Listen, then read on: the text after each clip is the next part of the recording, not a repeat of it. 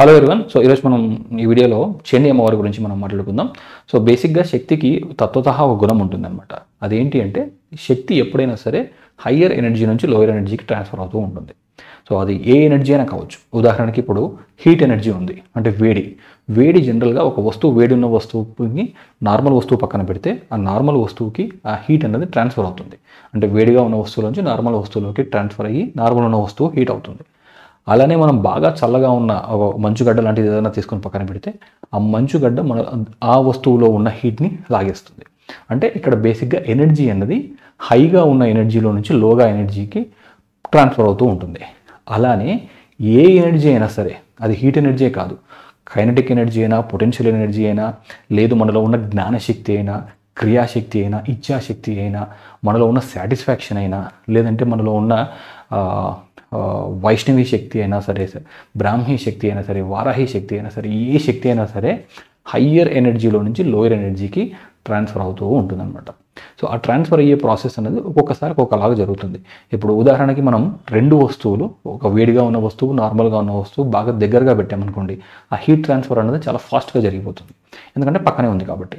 అలా కాకుండా కొంచెం దూరం పెట్టామనుకోండి, దూరం పెట్టినప్పుడు ఆ హీట్ అనేది ట్రాన్స్ఫర్ అవ్వడానికి చాలా టైం పడుతుంది. ఇంకా దూరం పెడితే ఆ ట్రాన్స్ఫర్ అనేది కొద్దిగా కష్టం అవుతుంది అనమాట. అంటే బేసిక్గా ఎప్పుడైతే మనం కనెక్ట్ అవుతామో అది ఏ ఎనర్జీకైనా సరే, అది డివైన్ ఎనర్జీకైనా, స్పిరిచువల్ ఎనర్జీకైనా, ఆత్మశక్తి, సో ఆత్మశక్తికైనా, జ్ఞానశక్తికైనా, ఇచ్ఛాశక్తికైనా, ఏ శక్తికైనా సరే మనం ఎప్పుడైతే కనెక్ట్ అవుతామో ఆ కనెక్ట్ అయినప్పుడు ఆటోమేటిక్గా మనకి హయ్యర్ ఎనర్జీ నుంచి మనలోకి ఆ ఎనర్జీ అనేది ట్రాన్స్ఫర్ అవ్వడం అన్నది నార్మల్గా జరిగే ప్రక్రియ. సో ఇప్పుడు ఎలా కనెక్ట్ అవ్వాలన్నది అది డిఫరెంట్ థింగ్. సో అది మనం మాట్లాడుకుందాం. సో ఆ కనెక్ట్ అవ్వడానికి చాలా రకాలుగా ఉంటాయి. మనం భక్తితో కనెక్ట్ అవ్వచ్చు, లేదా మంత్రోచ్చరణతో కనెక్ట్ అవ్వచ్చు, లేదంటే ఒక హోమం చేసి కనెక్ట్ అవ్వచ్చు, లేదంటే ఏదైనా సరే ఒక కర్మ చేసి కనెక్ట్ అవ్వచ్చు. సో అంటే స్పిరిచువల్గా కూడా కనెక్ట్ అవ్వచ్చు. సో అలా కనెక్ట్ అయినప్పుడు మనలో ఉన్న శక్తి, ఉదాహరణకి ఆత్మశక్తి లేదా జ్ఞానశక్తి, క్రియాశక్తి, ఇవన్నీ భగవంతుడిలోంచి మనం పాస్ ఆన్ చేసుకుంటూ ఉంటాం. సో అలా పాస్ ఆన్ చేసుకోవడానికి one of the best period, best time ఈ శరన్నవరాత్రులు. ఈ శరన్నవరాత్రుల్లో జనరల్గా మనం చేయగలిగింది ఏంటి అంటే అమ్మవారికి కనెక్ట్ అవ్వడం. సో అమ్మవారికి కనెక్ట్ అవ్వడము ఉన్నప్పుడు సో మనకి తెలుసుకోవాల్సిన విషయం ఏంటి అంటే మనలో రకరకాల ఎనర్జీస్ ఉంటాయి. అంటే మనలో కోపం ఉంటుంది లేదా క్రోధం ఉంటుంది, అదొక ఎనర్జీ. మనలో లస్ట్ ఉంటుంది, అంటే విపరీతమైన భావాలు ఉంటాయి, అది ఒక ఎనర్జీ. సో మనలో ఈర్ష్య ఉంటుంది, జలసి ఉంటుంది, అది ఒక రకమైన ఎనర్జీ. మనలో భయం ఉంటుంది, అదొక రకమైన ఎనర్జీ. సో తర్వాత మనలో కంగారు అంటే ఒక అసంతృప్తి, ఒక బాధ అంటే ఒక ఏడుపు, ఇవన్నీ ఒక కైండ్ ఆఫ్ ఎనర్జీస్. ఈ ఎనర్జీస్ అన్ని నెగిటివ్ ఎనర్జీస్ అనమాట. ఈ నెగిటివ్ ఎనర్జీస్ రావడానికి కారణం ఏంటి అంటే మనం కర్మతో కనెక్ట్ అవ్వడం. సో బేసిక్గా ఇప్పుడు ఉదాహరణకి మనం ఎవరినో ఏదో తప్పు చేసినప్పుడు వాడు చాలా బాధపడతాడు. వాడు బాధపడినప్పుడు వాడి నుంచి వాడు మన ఎనర్జీని లాగేసుకుంటాడు అనమాట. సో ఆ ఎనర్జీని లాగేసుకోవడం వల్ల ఏమవుతుంది, మనలో బాధ కలుగుతుంది, అంటే నెగిటివ్ ఫీలింగ్ వస్తుంది. దాంతోపాటు ఒకడు మనని దృష్టి పెడతాడు లేదా శపిస్తాడు. సో అలా శపించినప్పుడు, దృష్టి పెట్టినప్పుడు, అలాంటప్పుడు మనలో ఉన్న యాక్చువల్ ఎనర్జీస్, సో మనం ఏదైతే నార్మల్గా ఉండే ఆత్మశక్తి కానీ ఇవన్నీ మనకి కర్మ రూపంలో ఎనర్జీస్ని మనం కోల్పోతూ ఉంటాం. అలా కోల్పోయినప్పుడు ఆటోమేటిక్గా మనలో నెగిటివిటీ అనేది బాగా పెరిగిపోతుంది అనమాట. సో ఇప్పుడు ఉదాహరణకి మనకి ప్రేతాలు అంటారు. ప్రేతం అంటే ఏంటి? ప్రేతం అంటే అదేదో దయ్యం భూతం అని కాదు, పీడించేదనమాట.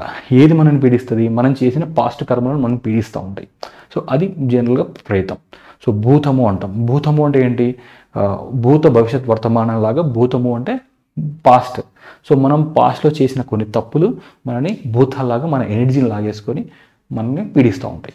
అలా పీడించినప్పుడు జనరల్గా ఏమవుతుంది అంటే మనలో లో ఎనర్జీ లేదు అన్న విషయాన్ని మనం తెలుసుకోవాలి. అంటే మనకి ఎప్పుడైతే ఎనర్జీ అనేది తక్కువైపోతుందో అప్పుడు మనకి ఆటోమేటిక్గా ఈ నెగిటివ్ క్వాలిటీస్ లేదా నెగిటివ్ ఇష్యూస్ లైఫ్లో ఏది ముందుకెళ్ళకపోవడం, ఇవన్నీ జరగడానికి కారణం ఏంటి అంటే మనలో ఎనర్జీ కోల్పోవడం.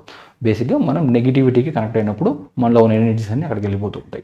ఇప్పుడు విశ్వంలో మనకి ఎంతో పాజిటివ్ ఎనర్జీ ఉంటుంది. సో ఆ పాజిటివ్ ఎనర్జీ అంటే ఏంటి అంటే ఉదాహరణకి మహాదేవుల్లో ఉన్న ఎనర్జీ మాహేశ్వరి, అంటే శివుల్లో ఉన్న ఎనర్జీ మహేశ్వరి, విష్ణువులో ఉన్న ఎనర్జీ వైష్ణవి, బ్రహ్మదేవుల్లో ఉన్న ఎనర్జీ బ్రాహ్మి, ఇంద్రుల్లో ఉన్న ఎనర్జీ ఇంద్రాణి, వరాహస్వామిలో ఉన్న ఎనర్జీ వారాహి. ఇవన్నీ హై ఎనర్జీస్ అనమాట. ఈ హై ఎనర్జీస్ దేనికి సంకేతం అంటే దేవగుణాలకు సంకేతం. ఇప్పుడు మనకి ఇంద్రుడి నుంచి వచ్చే శక్తి అది ఇంద్రియాలని కంట్రోల్ చేయడానికి హెల్ప్ చేస్తుంది. మనకి విష్ణువులో ఉన్న శక్తి వైష్ణవి శక్తి మనం హ్యాపీగా ఆనందంగా ప్రాస్పరస్గా ఉంటూ మనం డే టు డే లైఫ్ని ధర్మంగా పాటించడానికి హెల్ప్ చేస్తుంది. బ్రహ్మలో ఉన్న శక్తి బ్రాహ్మీ శక్తి మనలో జ్ఞానాన్ని పెంచుతుంది. అలానే సూర్యుడిలో ఉన్న శక్తి మనకి ఆత్మశక్తిని పెంచుతుంది, ఆత్మ జ్ఞానాన్ని పెంచుతుంది, ధైర్యాన్ని పెంచుతుంది. అలానే మనకి ఒక్కొక్క ఇప్పుడు గ్రహాల్లో ఉన్న ఎనర్జీస్ మనకు ఒకలాగా హెల్ప్ చేస్తాయి. ఇప్పుడు మెర్క్యూరీలో ఉన్న ఎనర్జీ మనకి ఇంటెలెక్ట్ని ఇస్తుంది, బుద్ధిని ఇస్తుంది. బృహస్పతిలో ఉన్న ఎనర్జీ మనకి జ్ఞానాన్ని పెంచుతుంది, తర్వాత మనకి ఆస్పీషియస్నెస్ పెంచుతుంది, సంతోషాన్ని ఇస్తుంది. ఇట్లా మనకి ఒక్కొక్క ఎనర్జీ అంటే ఆ ఎనర్జీ మనకి పాజిటివ్ వేలో హెల్ప్ చేస్తుంది అనమాట. అంటే ఒక సైడు దైవానికి సంబంధించిన ఎనర్జీస్ అంటే దేవుడి యొక్క క్వాలిటీస్, ఏదైనా సరే సంతోషంగా ఉండడం, హ్యాపీగా ఉండడం, 10 మందికి హెల్ప్ చేయడం, ఇవన్నీ అంటే సాటిస్ఫాక్షన్ ఏదైతే మనకు సంతృప్తి ఇస్తుందో అవన్నీ దేవుడికి సంబంధించిన ఎనర్జీస్. ఏవైతే మనల్ని బాధ పెడతాయో అవన్నీ నెగిటివిటీకి సంబంధించిన ఎనర్జీస్.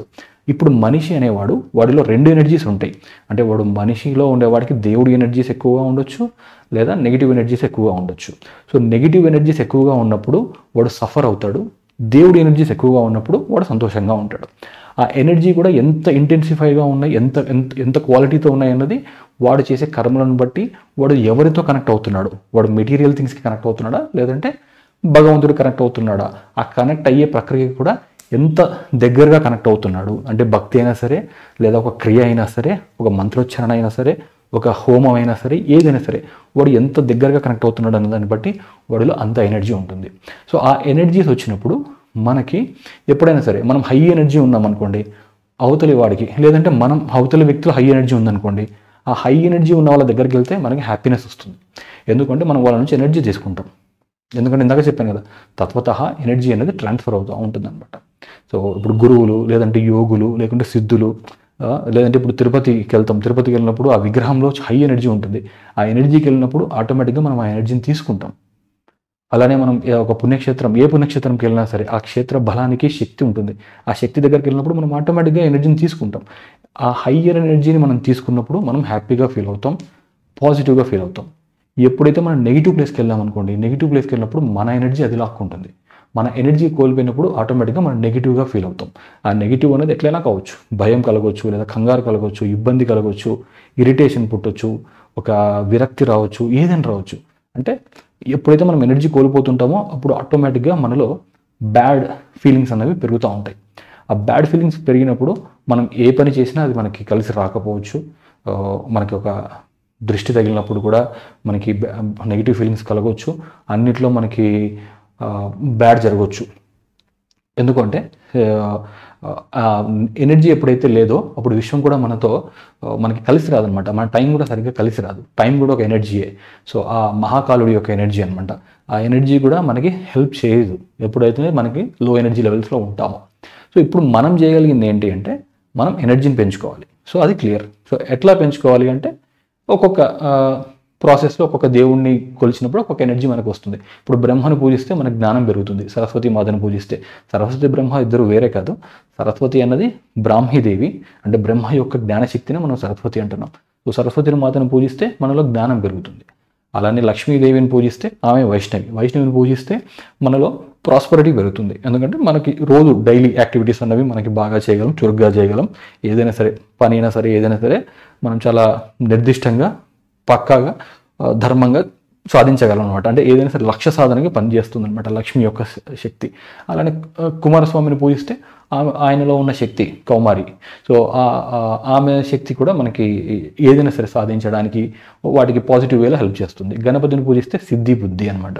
మనకి బుద్ధి పెరుగుతుంది, సిద్ధి పెరుగుతుంది. సో ఇలా మనం ఒక్కొక్క దేవుళ్ళని ఒక్కొక్కలాగా పూజిస్తే తత్వతః వాళ్ళు ఆ తగ్గ ఎనర్జీస్ మనకిస్తారు. ఇది నార్మల్. కానీ చండీదేవి దగ్గరకు వచ్చేసరికి చండీదేవి అన్నది ఒక మనకి దేవి మహాత్మ్యంలో చెప్తారనమాట. అంటే దేవి మహాత్మ్యంలో ఉన్న స్టోరీ అది మనం ఇంకో వీడియోలో చెప్పుకుందాం. బేసిక్గా చండీదేవి ఎనర్జీ ఏంటి అంటే ప్రతి దేవుడిలోని ఎనర్జీ కలిపి అది కూడా తీవ్రంగా.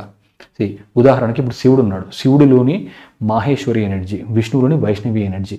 ఆ 2 ఎనర్జీలు తీవ్రంగా బయటకు వస్తే, తీవ్రంగా అంటే కోపంగా, చండీ అంటే కోపం అనమాట, దేవతా కోపం. సో దేవతా కోపం దేని మీద? నెగిటివ్ ఎనర్జీస్ మీద. ఆ దేవతా కోపం కోపం అన్నప్పుడు మనం లిటరల్గా కోపం అనేది తీసుకోవాల్సిన అవసరం లేదు, ఇంటెన్సిఫైడ్ అనమాట. నెగిటివ్ ఎనర్జీస్ మీద బలంగా పని చేయడానికి వచ్చిన దేవుడి యొక్క ఎనర్జీ అన్నమాట. అది ఒక్క దేవుడి ఎనర్జీ కాదు, శివుడిలోని ఎనర్జీ, విష్ణువులోని ఎనర్జీ, బ్రహ్మలోని ఎనర్జీ, ఇంద్రుడిలోని ఎనర్జీ, తర్వాత బృహస్పతిలోని ఎనర్జీ, గ్రహాలలోని ఎనర్జీ, కుబేరుడిలోని ఎనర్జీ, కుమారస్వామిలోని ఎనర్జీ, వరాహస్వామిలోని ఎనర్జీ. సో అందరి దేవతల్లోని ఎనర్జీ మొత్తం తీవ్రంగా బయటకు వస్తే అప్పుడు చండీ రూపం దాల్చి ఉంటుంది. సో దుర్గా అనొచ్చు, చండీ అనొచ్చు, ఏదైనా సరే. సో అందరి దేవతల్లో నుంచి వచ్చిన కోపం దేనికి? నెగిటివ్ ఎనర్జీ మీద అటాక్ చేయడానికి. సో నెగిటివ్ ఎనర్జీని సర్వనాశనం చేయడానికి వచ్చిన దేవతా ఎనర్జీని మనం చండీ అంటాం. సో ఇప్పుడు ఇందాక ఇన్ని కష్టాలు చెప్పాం కదా, అంటే బేసిక్గా నెగిటివ్ ఎనర్జీ రకరకాలుగా ఉంటుందని చెప్పుకున్నాం. సో ఈర్ష్య అన్నది ఒక ఎనర్జీ, తర్వాత బాధ అన్నది ఒక ఎనర్జీ, భయం అన్నది ఒక నెగిటివ్ ఎనర్జీ. సో ఈ ఎనర్జీస్ అన్నిటికీ ఒక్కొక్క చోటికి ఒక్కొక్క దేవుడిని ఒక్కొక్కలాగా ఉపాసించకుండా అందరి దేవతల్లో ఉన్న ఎనర్జీ కనుక మనం ఉపాసిస్తే, తీసుకుంటే ఆ ఎనర్జీ వల్ల మనకున్న సర్వ బాధలు, సర్వ శత్రువులు, లేదంటే సర్వ కష్టాలు, వాట్ ఎవర్ ఇట్ ఈస్, ఆ ఎనర్జీ మీద ఫుల్ అటాక్ అన్నది జరుగుతుంది. ఆ అటాక్ అన్నది జరగడము అంటే బేసిక్గా మనం ఆ పాజిటివ్ ఎనర్జీ, అంటే సర్వ దేవతల్లో ఉన్న ఎనర్జీని మనం ట్రాన్స్ఫర్ చేసుకుంటాం అనమాట. అది నార్మల్గా జరిగే ప్రాసెస్. అది ఈ శరన్నవరాత్రుల్లో ఎవరైతే చండీ ఉపాసన చేస్తారో, లేదంటే బేసిక్గా చండీ ఉపాసన అంటే దుర్గా సప్తశతి. సో దుర్గా సప్తశతితో చండీ హోమం, లేదంటే చండీ పారాయణం, మంత్రోచ్చారణ చేసేవాళ్ళు ఆ చండీ అమ్మవారి యొక్క మంత్రం. సో ఇలా చేయడం వల్ల సో మొత్తం టోటల్ ఓవరాల్ సో దేవతల్లో ఉన్న ఆల్ పాజిటివ్ ఎనర్జీస్ అంతా ఒక్కసారిగా మనిషిలోకి ట్రాన్స్ఫర్ అవుతాయి అన్నది బేసిక్ కాన్సెప్ట్ అనమాట. సో ఆ కాన్సెప్ట్తో మనం చండీ దేవతని ఈ శరణవరాత్రులు అందరూ పూజించాలని కోరుకుంటున్నాను వీలైనంత వరకు. సో చండీ హోమంలో పక్కన కూర్చున్న ఎనర్జీ వస్తుంది, పుణ్యక్షేత్రాలకు వెళ్ళిన ఎనర్జీ వస్తుంది, మంత్రోచ్చారణ చేసిన ఎనర్జీ వస్తుంది, భక్తితో పూజలు చేసిన ఎనర్జీ వస్తుంది. భక్తి అనేది మానసికంగా ఉండే ఒక ఎనర్జీ, అంటే మనం కనెక్ట్ అవుతుంటాం అనమాట. అంటే మనసుతో కనెక్ట్ అవ్వడం భక్తి, మంత్రంతో కనెక్ట్ అవ్వడం, సౌండ్తో కనెక్ట్ అవ్వడం మంత్రం. సో సౌండ్లో నుంచి ఎనర్జీ ట్రాన్స్ఫర్ అవుతుంది, అలానే మనసులోంచి ఎనర్జీ ట్రాన్స్ఫర్ అవుతుంది. సో దేనితైనా సరే ఆ ఎనర్జీ ట్రాన్స్ఫర్ అనేది జరుగుతుంది. సో ఇది ఇవాళ వీడియో. మనం నెక్స్ట్ ఇంకో వీడియోలో దుర్గా సప్తశతి గురించి అసలు అది ఏంటి, బేసిక్ థింగ్స్ ఏంటి అన్నది మనం చెప్పుకుందాం. And thanks very much for watching this video. ఈ వీడియో మీకు నచ్చినట్టయితే లైక్ చేయండి, షేర్ చేయండి, సబ్స్క్రైబ్ చేయండి. అండ్ నెక్స్ట్ మనం ఇంకో వీడియోలో కలుద్దాం. బాయ్.